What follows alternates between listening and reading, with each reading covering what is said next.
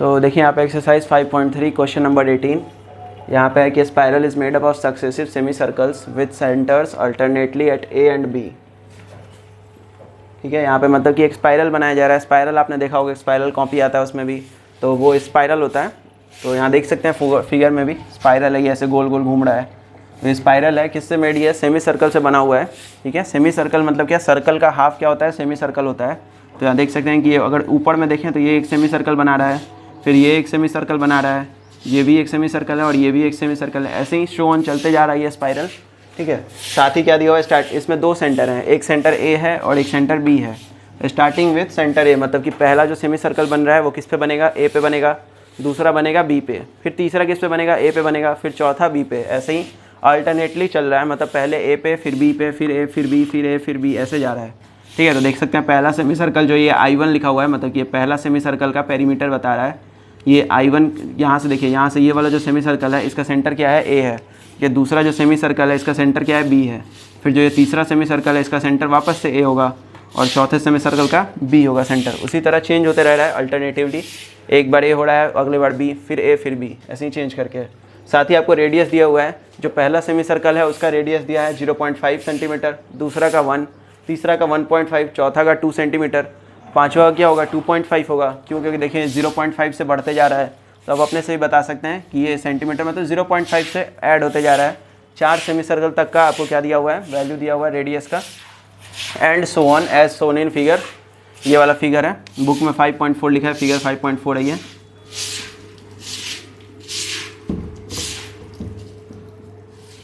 तो यहाँ पे क्या बोल रहा है? What is the total length of such A spiral made of 13 consecutive semi circle.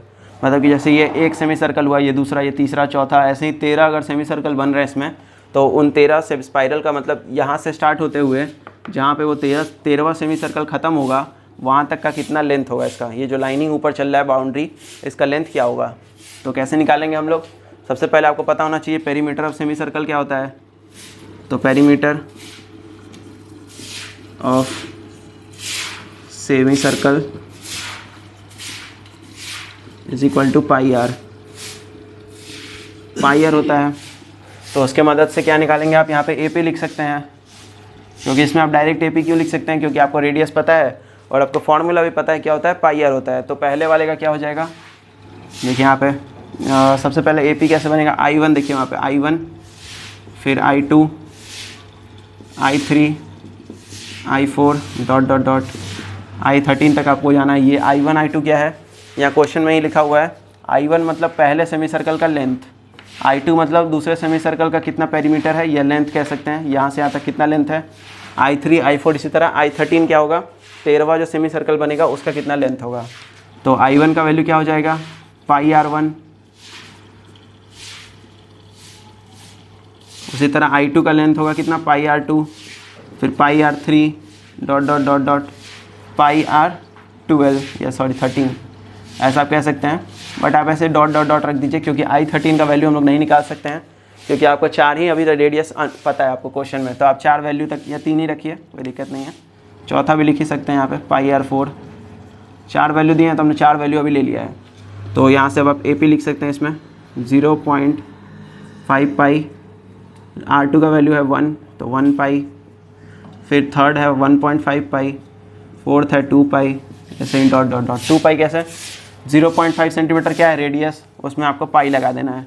फिर 1.0 मतलब 1 ही होता है, तो 1 पाई, फिर 1.5 है तो 1.5 पाई, फिर वहाँ 2.0 यानी कि 2 है तो 2 पाई लिख दीजिए। ठीक है, तो अब यहाँ से आप क्या निकाल सकते हैं? इसमें ए इक्वल टू क्या हो जाएगा आपका? 0.5 पाई हो जाएगा, 0.5 पाई। डी क्या हो जाएगा? डी हो जाएगा 1 पाई माइनस 0.5 पाई, तो ये भी कितना आएगा? 0.5। मतलब कि 1 में से अगर 1/2 घटाएंगे, 0.5 मतलब कितना? 1 में से आधा घटाएंगे तो आधा ही बचेगा। साथ ही आपको n भी पता है, n कितना है? 13, क्योंकि आपको 13 सेमी सर्कल तक का वैल्यू निकालना है। 13 सेमी सर्कल जो बनेंगे उसका कितना है टोटल, कितना लेंथ होगा उसका? तो n भी दिया हुआ है आपके पास, a, n और d पता है आपको। तो आपको पता है Sn का फॉर्मूला क्या होता है? n/2 2a plus n-1 into D. इसके लिए आपको n, a और d चाहिए, जो कि तीनों आपको पता चल चुका है अब।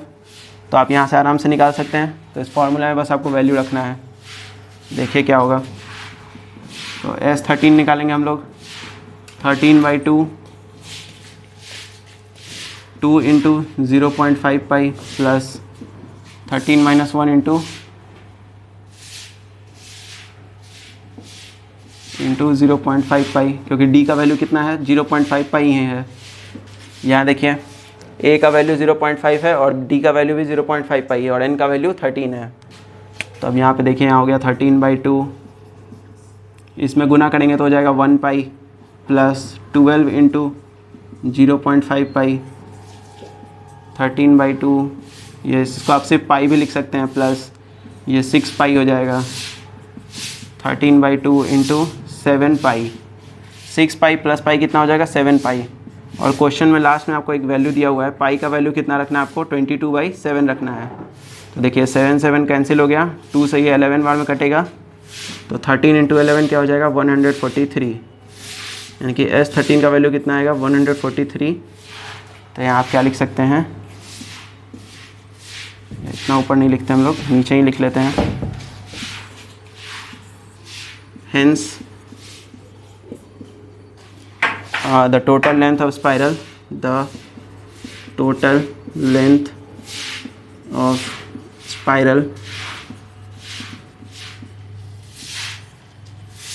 is 143 centimetre. क्योंकि सब कुछ सेंटीमीटर में दिया था तो आप भी सेंटीमीटर में ही रखें। तो 143 सेंटीमीटर क्या हो जाएगा, आपका आंसर हो जाएगा। मतलब कि 13 सेमी सर्कल्स जो इसमें अगर आप ड्रॉ करेंगे तो उन सब के लेंथ को अगर जोड़ा जाए तो कितना आ जाएगा 143 सेंटीमीटर आएगा। तो इस वीडियो में इतना ही था। वीडियो को लाइक करिए, चैनल को सब्सक्राइब करिए, अपने दोस्तों में शेयर करिए।